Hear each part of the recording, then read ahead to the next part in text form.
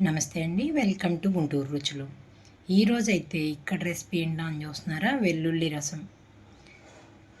మీకు ఎప్పుడైనా నోరు బాగోనప్పుడు లేదా జ్వరం తగిలినప్పుడనో లేదంటే జలుబు దగ్గు ఉన్నప్పుడు ఈ విధంగా ట్రై చేసి చూడండి.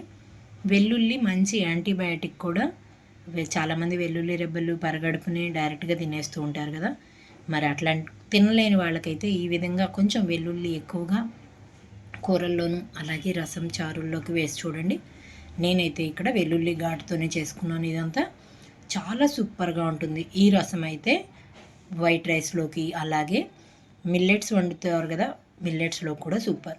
కొర్రలు అలాగే మనకి అరికెలు వీటిలోకి సూపర్ అనమాట. మరి ఎలా చేయాలనేది ఫుల్ రెసిపీ కోసం ఒకసారి వీడియోలోకి వెళ్దాం. ఈరోజు అయితే ఇక్కడ వెల్లుల్లి రసం కోసం అండి, నేనైతే ఇక్కడ వెల్లుల్లి రసం కోసం తీసుకున్న ఇంగ్రీడియంట్స్ వెల్లుల్లిపాయలు 12 వరకు తీసుకున్నాను, పొట్టు వలిచి పెట్టుకున్నాను. ధనియాలు 1 స్పూను, జీలకర్ర 1 స్పూను, కొన్ని కరివేపాకు రెమ్మలు, వీటన్నిటిని గ్రైండ్ చేసుకుంటున్నాను. మీరు ఘాటు కావాలి అనుకుంటే కొద్దిగా మిరియాలు కూడా వేసుకోవచ్చు. నేనైతే ఒక 1/2 స్పూన్ వరకు ఇందులోకి మిరియాలు కూడా వేస్తున్నాను. మిరియాలు కూడా కారం కాకుండా ఇందులోకి మిరియాలు వేసేసుకుంటున్నాను. అలాగే పచ్చిమిరపకాయ కూడా ఒకటి వేసేస్తున్నాను. వీటన్నిటిని నేను ఇప్పుడు గ్రైండ్ చేసుకుంటున్నాను. చూడండి, కచ్చపచ్చగా గ్రైండ్ చేసుకున్నాను. ఇప్పుడు తాలింపు పెట్టేస్తున్నాను. ఇక్కడైతే స్టవ్ ఆన్ చేసి పాన్ పెట్టుకున్నాను. ఇందులోకి ఆయిల్ తీసుకుంటున్నాను. ఎక్కువైతే పట్టదండి, నేను 2 టేబుల్ స్పూన్స్ వరకు ఆయిల్ అయితే తీసుకున్నాను. ఇక్కడైతే ఆయిల్ అంతా హీట్ అయిన వెంటనే తాలింపు గింజలు అలాగే ఎండుమిరపకాయలు వేసి వేయించుకుంటున్నాను. దీంతో పాటుగా కొన్ని కరివేపాకు రెమ్మలు కూడా. నేను వేసిందే వెల్లుల్లి గ్రైండ్ చేసుకున్నాను కాబట్టి ఇందులోకి వెల్లుల్లి అయితే తాలింపులోకి వేయట్లేదు. ఇక్కడ చూడండి, తాలింపు అంతా వేగేటప్పుడే గ్రైండ్ చేసి పెట్టుకున్న ఈ ముద్దంతా ఇందులోకి వేస్తున్నాను.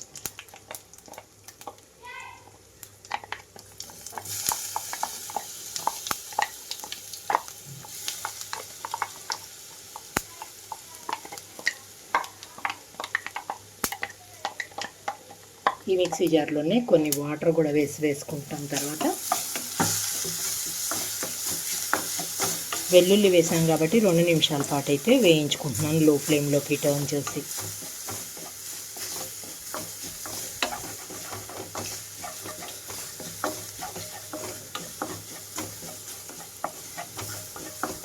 రెండు నిమిషాల తర్వాత ఇందులోకి టమాటో కూడా వేసేస్తున్నాను.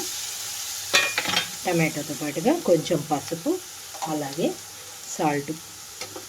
రసంకి సరిపడా వేయకుండా నేను ముందు టమాటో కొంచెం మెత్తబట్టం కోసం కొద్దిగా మాత్రమే సాల్ట్ అయితే ఇందులోకి వేసాను. మూత పెట్టేసి ఉంచుతున్నాను.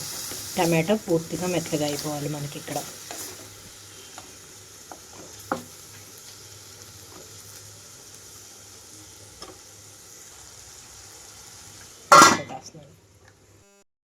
మూత తీస్తున్నాను నేను 2-3 నిమిషాల తర్వాత అయితే.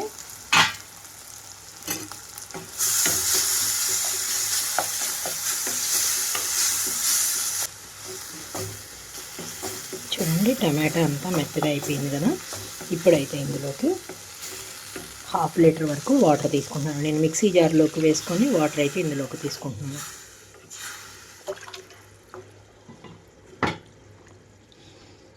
హై ఫ్లేమ్లో ఉంచుతున్నాను మరగటానికి. ఇందులోకి సాల్ట్ కూడా రుచికి తగినట్లుగా సాల్ట్ వేసేసుకుంటున్నాను. అలాగే చింతపండు గుజ్జు వేస్తున్నానండి. బాగా చిక్కగా పిండుకున్న పులుసు, చింతపండు పులుసు అయితే 1.5 స్పూన్ వరకు అయితే వేసుకుంటున్నాను ఇందులోకి. ఇక్కడ రసం అంతా బాగా మరగాలి. నేనైతే హై ఫ్లేమ్లోనే ఉంచి 5 నుంచి 7 నిమిషాల పాటు మరగనిస్తాను. ఇలా వంపుగా పెట్టుకుంటున్నాను. ఇక్కడ తీస్తున్నానండి 7-8 నిమిషాల తర్వాత మూత. చూడండి, రసం అంతా చక్కగా మరుగుతున్నప్పుడే చివరిగా కొంచెం కొత్తిమీర కూడా వేసేసుకుంటున్నాను.